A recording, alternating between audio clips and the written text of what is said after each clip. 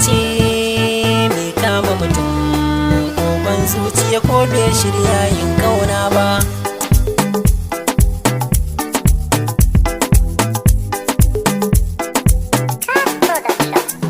Nafi idan kwari na zahrau, soyayyar ku ba ƙarya ba, wanda za ya ce za ya raba ku, tun da rabbi ne ya dawo. Nafi idan kwari ne zahrau, soyayyar ku ba ƙarya ba, wanda za ya ce za ya raba ku, tun da rabbi ne ya hukunta. Nafi idan kwari ne zahrau, soyayyar ku ba ƙarya ba, wanda za ya ce za ya raba ku, tun da rabbi ne ya hukunta. Na gaskiya kun iya yin ƙauna, ba wanda ya fi ku a zahiri, soyayyar ku tana yaɗo.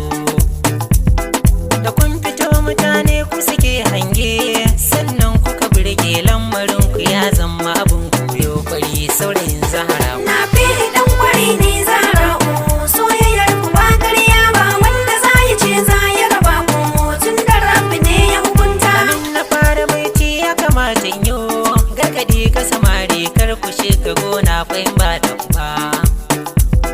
Mi nazari na san shi zai gane batu, da abin da na zana ba zai wuce batun soyayya ne ba. Nafi da zara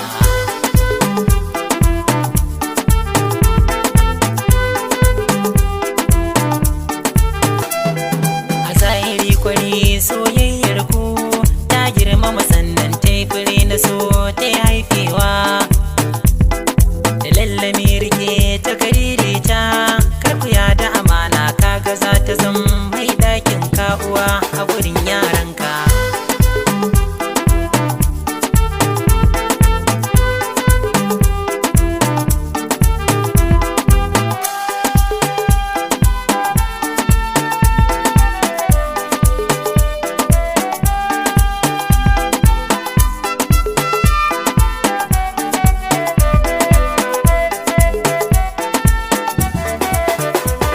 Nafi idan kwari ne zahrau, soyayyar ku ba ƙarya ba, wanda za ya ce za ya raba ku, tun da rabbi ne ya hukunta. Umma yan kware ku za ku yi shaidar, Nafi da zara na fahimci kuna da karamci